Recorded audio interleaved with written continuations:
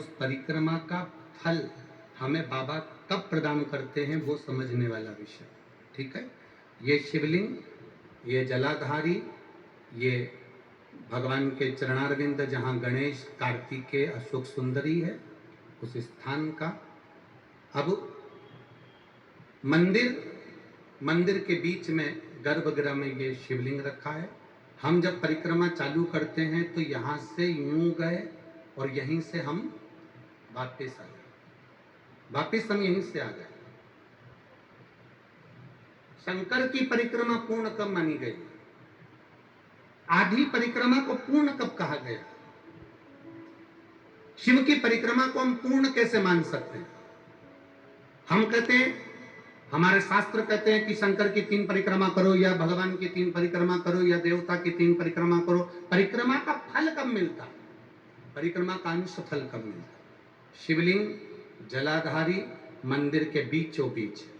जब मंदिर के बीचों बीच है, नंदी बाहर है, आपने परिक्रमा करना प्रारंभ करा, पूजन करने के बाद यहाँ तक गए, यहाँ से पानी बहता है, जल बहता है, तो हम इसको लांघते नहीं है, नहीं लांघते ना, इसको लांघते नहीं है। जब हम परिक्रमा करने के लिए यहाँ तक जब पहुँचते हैं, पहुँचने के बाद यहीं से थोड़ा सा पीछे हटकर हमको शंकर के शिवलिंग के वहीं से खड़े होकर नंदी का दर्शन करना चाहिए। जब हम परिक्रमा कर कर वापिस लौटते हैं, नंदी का इस शिवलिंग के सम्मुख से जब बाहर बैठे नंदी का हम दर्शन करते हैं और वापिस अपनी जगह पर आकर खड़े होते हैं, तब हमारी परिक्रमा एक पूरी मान ली जाती है और उसका फल हमें प्राप्त होता है।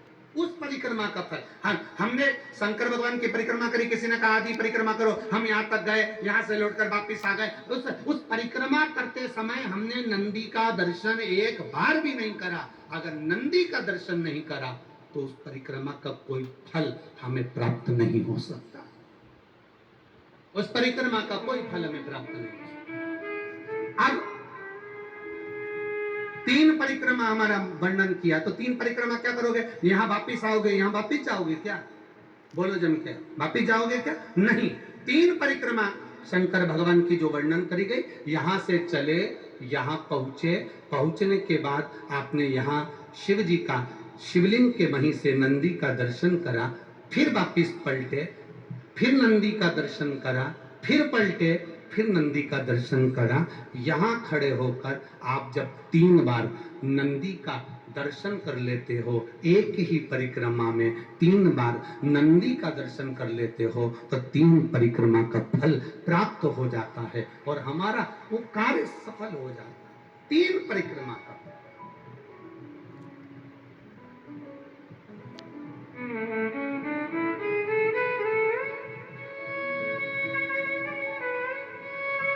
तीन परिक्रमा का फल हमें प्राप्त हो।